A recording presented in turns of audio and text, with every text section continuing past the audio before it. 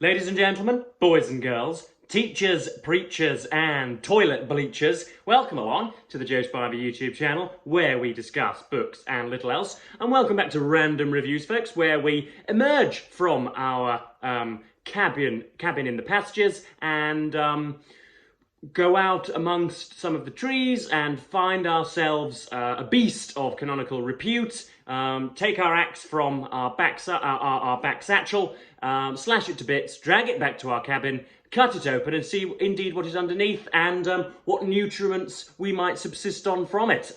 Today is no different, folks, as I'm sure you can tell from the title, and as will be made abundantly clear by the front of this Folio Society edition, we are indeed reviewing, or at least reviewing part of, Anthony Trollope's 1864 novel, Can You Forgive Her? Now, so superabundant, so unbelievably large or excessive has been my interest and my enjoyment of this book that when I indeed took myself off to Cafe Nero, other extortionate baristas or coffee houses are indeed available, when I took myself off to Cafe Nero this morning, as is my weekly want, not daily, but my weekly want, when I do indeed need the elixir of life, quite what it is they put in those Americanos, I'm not sure. It's probably nitrous oxide rather than caffeine. Not something that I can readily decoct in my kitchen. But I took the Americano, and by the time that, and so enwrapped was my mind, so immovable was the rapture in which I was held by this book when I was sort of ruminating and musing on it and grappling with it, as the phrase goes, that I had walked all the way home, the 2 miles that it is to Cafe Nero in the city centre of Hull from my house. I'd walked all the way home before realising that I had a coffee in my hand. I was constantly thinking about what it was that I would say today before I'd even took a sip.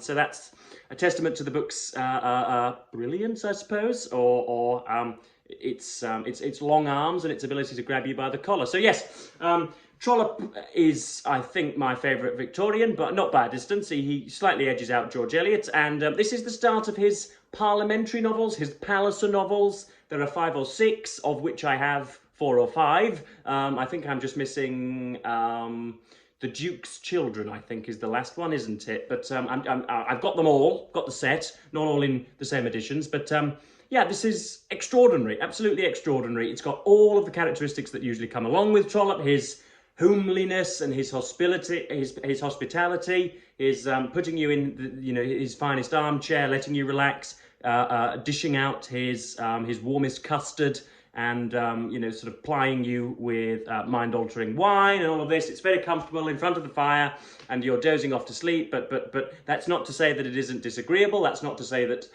preconceptions aren't upended and apple carts upturned. That's not to say it doesn't challenge the reader. That's not to say that it's easy and blasé and sort of hypnotizes you into a sort of stupor or torpor. It's very, very challenging. You've got to hurdle all sorts. You're constantly active as a reader.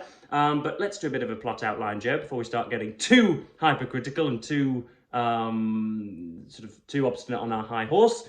This features a triumvirate of women, really, 2 of whom I think are centre stage, and one who is certainly tertiary at the moment. She's not quite as prominent as she might be. But yeah, the 2 main women that it centres on are a woman called Lady Glencora and Alice Vavasor.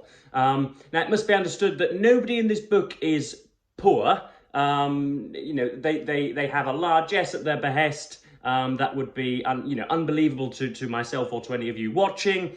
They have just a sort of an unruly expenditure. They can spend at will, essentially. They can do what they want with their money. They have so much they have no, even if they haven't got it in sort of ready capital, they have got creditors from whom they can procure many thousands of pounds. Everybody is, even if they are penniless, that doesn't mean that they are sort of, vagrants stalking the streets. They are all, every single person pretty much in this novel is perfectly, aristocratic and taken care of, as it were. But Alice Vavasor is the daughter of a kind of besmirched marriage. John Vavasor, who was not really very prominent indeed, and he marries Alice's mother, obviously, and marries into a very fine and aristocratic family indeed. So Alice Vavasor has an extraordinary retinue of very important and notable people in her life, cousins, aunts, nieces, nephews who are in the Commons or looking to get in the Commons, who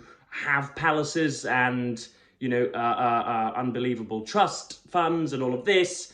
But at the start, Alice Vavasor is betrothed / has promised her hand to a rather meek and mild-mannered gentleman, John Grey. It's worth noting that all three women in this book have the that all too familiar dilemma of essentially just needing to either stick or twist. Do I go for the temperate, mild-mannered, resolute, heaven forbid focused but slightly boring, taciturn, demure character with whom I will spend 40 and 50 years, not gleefully, but certainly not unhappily? I'll just sort of, you know, it'll just be a smile and a nod every morning before breakfast. Or do I twist? Do I go for, I want to say, the ace in the hole or whatever? Do I want to go for the joker in the pack? Do I want to strike out and find this very alluring, charismatic, enigmatic, quite often furious, disreputable, you know, pseudo-Byronic figure that is gorgeous and has, you know, a kind of shady, nebulous and inexact and undocumented past? Which of those do I choose? And at the start, Alice Vavasor, as I say, is engaged to John Grey, but she has in the past been engaged to George Vavasor, her cousin. And Kate Vavasor, her other cousin, George's sister, acts as a bit of an interlocutor and go-between between the two. And sort of contrary to the sentiments of every reader, and even indeed Anthony Trollope, she goes off to Switzerland right at the start of the book with her cousin George and with Kate, and has a reality check, as it were. She realises that the perfectly meritable public country squire, John Grey, will not be perfect for her, and she's not going to be, you know, sort of enduringly happy. It's not going to be excellent for her. She will be bored, and she needs to twist, as it were. So, but she makes it known to everybody that just because she is, as it were, palming Mr. Grey off, that doesn't mean that she's running back into the arms of George Vavasor, even though that does, of course, take place. I am 66% of my way through this or whatever. Then on the other side, we have Lady Glencora, who is related to Alice Vavasor. I could not, for the life of me, Nabokov liked to draw out family trees, and he liked to draw cartographical maps for every single one of the novels that he criticised or read. I couldn't draw you a family tree. I'm sure it's been done. I'm sure the Wikipedia page is full with it, replete with it. But Lady Glencora is related to Alice Vavasor, probably a cousin of, you know, second or third nature. And she is immensely wealthy. She is the daughter of one of the finest families in the land. And she's married to Plantagenet Palliser, who looks for all love and money to be the next, a shoe-in for the next Chancellor of the Exchequer, who is nowadays and was probably then the second most prominent and influential political figure in the land, way higher than the leader of the opposition or Transport Secretary or Foreign Secretary or Home Secretary. He's the one who, you know, is the person, it's the role that involves you tightening the purse strings or relaxing the purse strings, as it were.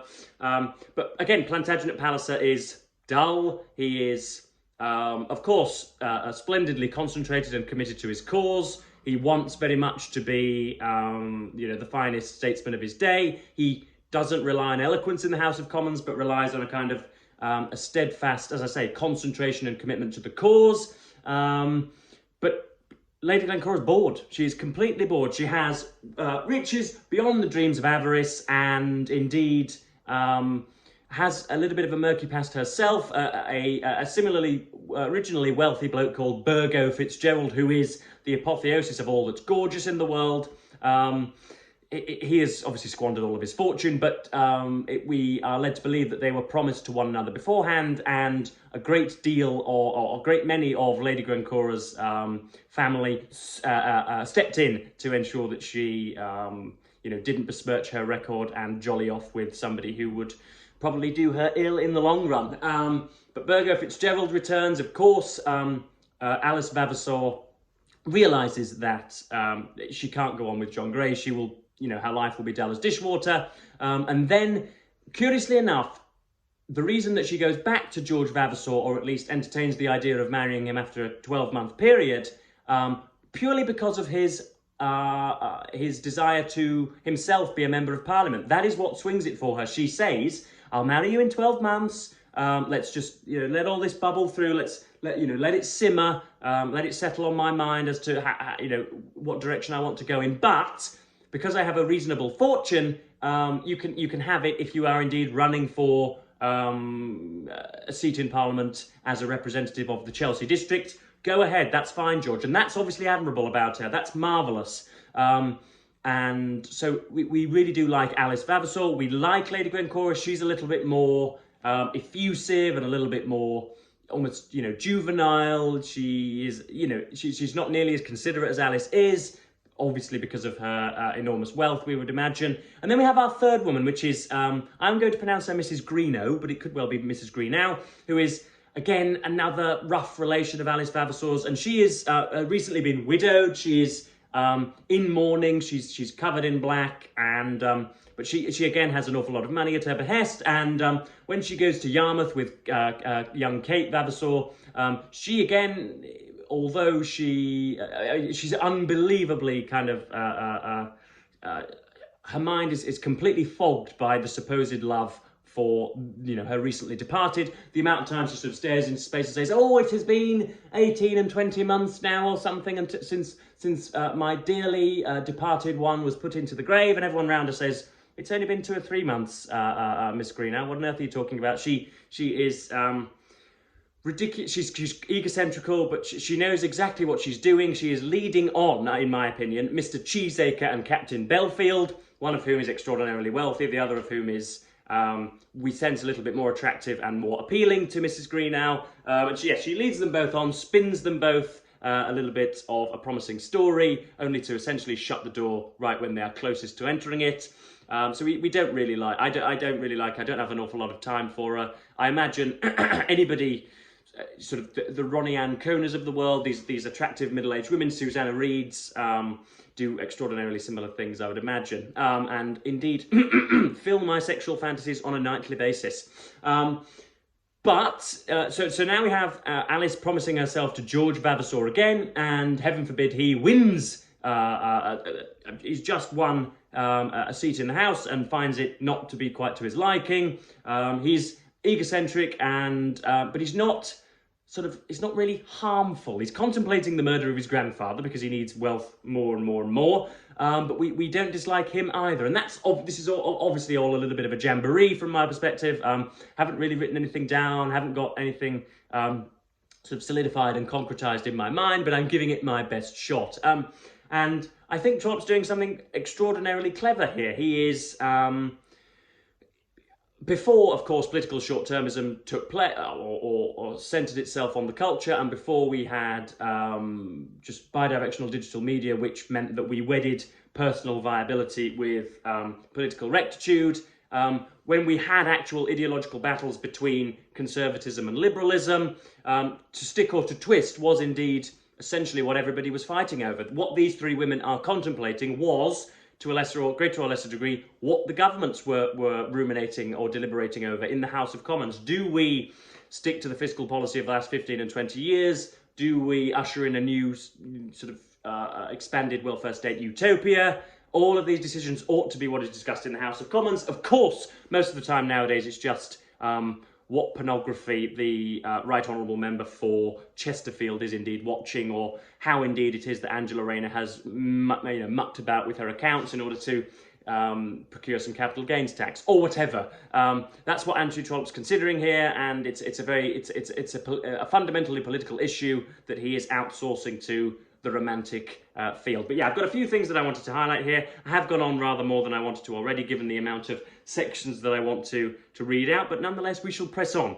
We are endurance athletes on this channel. We have a great epistemic stamina, is what I'm going to call it, so let us get on.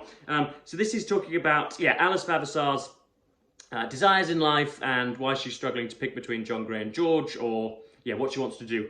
When she did contrive to find any answer to that question as to what she should do with her life, or rather what she would wish to do with it if she were a free agent, it was generally of a political nature. She was not so far advanced as to think that women should be lawyers and doctors, heaven forbid, or to wish that she might have the privilege of the franchise for herself, but she had undoubtedly a hankering after some second-hand political manoeuvring. She would have liked, I think, to have been the wife of the leader of a radical opposition in the time when such men were put into prison, and to have kept up for him his seditious correspondence while he lay in the Tower. She would have carried the answers to him inside her stays, and have made long journeys down into the northern parts without any money, if the cause required it. She would have liked to have around her ardent spirits, male or female, who would have talked of the cause, and have kept alive in her some flame of political fire. As it was, she had no cause. Her father's political views were very mild, Lady Macleod's were deadly conservative, Kate Vavasor was an aspiring radical just now because her brother was in the same line, but during the year of the love passages between George and Alice, George Vavasor's politics had been as conservative as you please. He did not become a radical till he had quarrelled with his grandfather.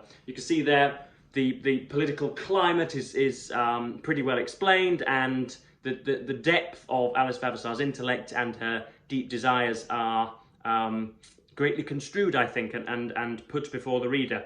So what section have we got next? So this is, again, just a classical vacillation for Alice between comfort and, you know, the line about, that I always keep bringing up on this channel about Lady Macbeth, naught's had all spent, when our desire is got without content, yada, yada, yada. Poor Alice, I hope that she may be forgiven. It was her special fault that when at Rome, she longed for Tiber, but when at Tiber, she regretted Rome. Not that her cousin George is to be taken as representing the joys of the great capital, though Mr. Grey may be presumed to form no inconsiderable part of the promised delights of the country. Now that she had sacrificed her Tiber because it had seemed to her that the sunny quiet of its pastures lacked the excitement necessary for the happiness of life, she was again prepared to quarrel with the heartlessness of Rome, and already was again sighing for the tranquillity of the country. Back and forth we go, back and forth Lady Glencora goes between Burgo Fitzgerald and Plantagenet Palliser.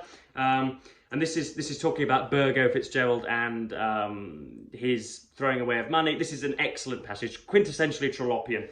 Burgo Fitzgerald, of whose hunting experiences something has been told in the last chapter, was a young man born in the purple of the English aristocracy, always talking about the purple of the aristocracy. He was related to half the dukes in the kingdom and had 3 countesses for his aunts. When he came of age, he was master of a sufficient fortune to make it quite out of the question that he should be asked to earn his bread. And though that, and other windfalls that had come to him, had long since been spent, no one had ever made to him so ridiculous a proposition as that. He was now 30, and for some years past had been known to be much worse than penniless, but still he lived on in the same circles, still slept softly and drank of the best, and went about with his valet and his groom and his horses, and fared sumptuously every day. Some people said the countesses did it for him, and some said that it was the dukes, while others again declared that the Jews were his most generous friends. At any rate, he still seemed to live as he always had lived, setting tradesmen at defiance, and laughing to scorn all the rules which regulate the lives of other men. Again, Trollope, how perfectly was that done? It was eloquent, it was, heaven forbid, grandiloquent, it was a little bit wordy and circumlocucious, perhaps, but I know of no other person, I know of no other writer, really, that almost compels me to go to my own writing desk and start, you know, stewing up fiction once again. Many more sections that I wanted to highlight, but I don't really like going over 20 minutes because it takes too long to upload, and according to my analytics, you guys don't really watch beyond 10 or 15 minutes anyway, unless, of course, I promise to reveal my phallus or something.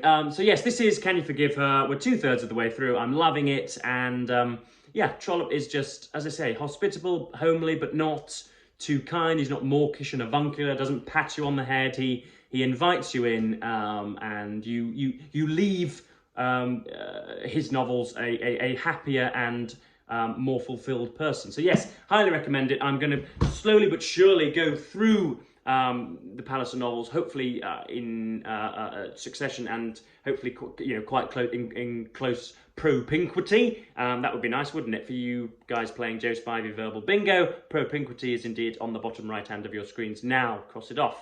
So yes, that was random reviews for today, folks, and I'm going to thank you ever so much. Please let me know in the comments. I know that there are so many Trollopians on this channel too. Please let me know in the comments which is your favourite of the Palliser series, whether you liked Can You Forgive Her, whether you took to this series first, or whether you enjoyed the Barsetshire series first, do let me know. But yes, I'm going to time this video perfectly at 20 minutes. Thank you ever so much for watching BookTube, and goodbye.